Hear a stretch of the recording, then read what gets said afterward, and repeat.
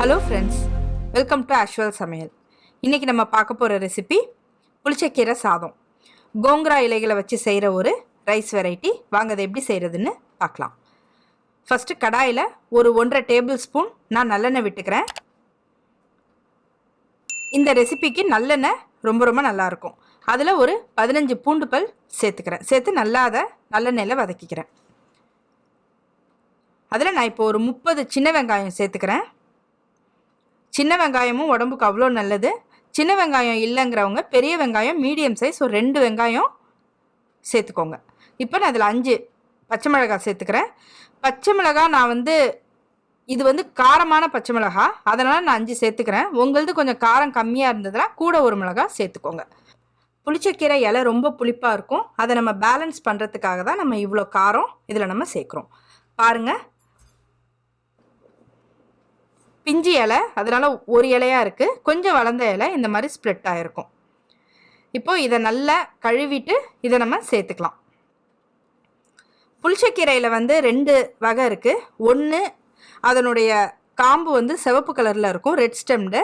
இன்னொன்று பச்சையாக இருக்கும். பச்சையாக இருக்கிறத இங்கிலீஷில் கெனாஃப் அப்படின்னு சொல்லுவாங்க. ரெட் ஸ்டெம்டை ரோசல் அப்படின்னு சொல்லுவாங்க. இது உடம்புக்கு அவ்வளோ நல்லது. இதில் ஆன்டி ஆக்சிடென்ட் நிறைய இருக்குது, ஹீமோக்ளோபின் கண்டென்ட் நிறைய இருக்குது. பாருங்கள், இந்த அளவு நம்ம இதை வதக்கிக்கணும். கொஞ்ச நேரத்துலேயே அது ஒரு மாதிரி ஸ்டிக்கியாக வந்துடும். அந்த அளவு நம்ம இதை வதக்கிக்கணும். இதில் அயன் கூட ரொம்ப ரொம்ப நல்லா இருக்குது.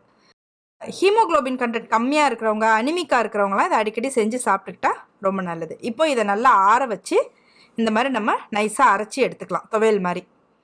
இப்போ அதே கடாயில் திருப்பி நான் 1.5 டேபிள் ஸ்பூன் நல்லெண்ணெய் விட்டுக்கிறேன். இப்போ இந்த நம்ம அரைச்சி வச்ச பேஸ்ட்டை நம்ம தாளிக்க போகிறோம். இப்போ கடுகு ஒரு ஸ்பூன் கடுகு சேர்த்துக்கிறேன்.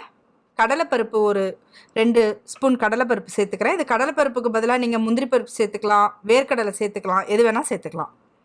இதில் ஒரு 6 காஞ்ச மிளகாய் அதையும் நான் சேர்த்துக்கிறேன். சேர்த்து நல்லா வதக்கிக்கோங்க. இப்போ இந்த அரைச்சி வச்சுருக்க கீரை இருக்குது இல்லையா, அதையும் இதில் சேர்த்துக்கோங்க. இவ்வளோ காரம் போடுறோமேன்னு பார்க்காதீங்க. இந்த கீரையோட புளிப்பு தன்மைக்கு இந்த காரம் சரியாக இருக்கும். இதில் தக்காளியோ புளியோ லெமனோ எதுவுமே நம்ம ஆட் பண்ண தேவையில்லை. பாருங்கள், நான் அதையே கழுவி கொஞ்சம் சேர்த்துக்கிறேன். ரொம்ப தண்ணி சேர்க்கக்கூடாது. சேர்த்து நல்லா கிளறி விடுங்க. இது நல்லா பேஸ்ட் மாதிரி வரணும், அந்தளவு கிளறிக்கணும்.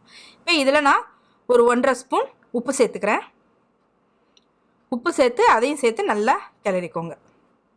நம்ம ஒரு 1/4 கப்பு தண்ணி ஊற்றணும் இல்லையா, அந்த தண்ணி வத்துற அளவு நல்லா வதக்கிக்கோங்க. பாருங்கள், நல்லா பேஸ்ட் மாதிரி வந்துருச்சு.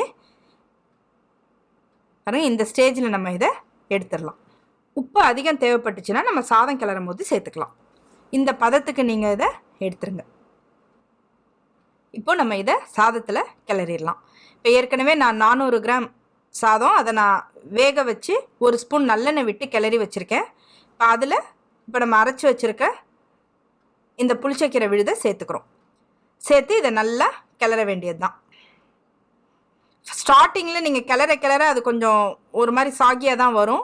ஆனால் நீங்கள் போக போக நல்லா அந்த ரைஸோட அந்த கீரை நல்லா ஊறி உதிராக வர ஆரம்பிச்சிடும். இந்த ரெசிபி ரொம்ப டேஸ்ட்டாக இருக்கும். லஞ்ச் பாக்ஸுக்கு சூட்டபிளான ஒரு ரைஸ் வெரைட்டி இது. இதை குழந்தைங்களுக்கு அடிக்கடி செஞ்சு கொடுங்க.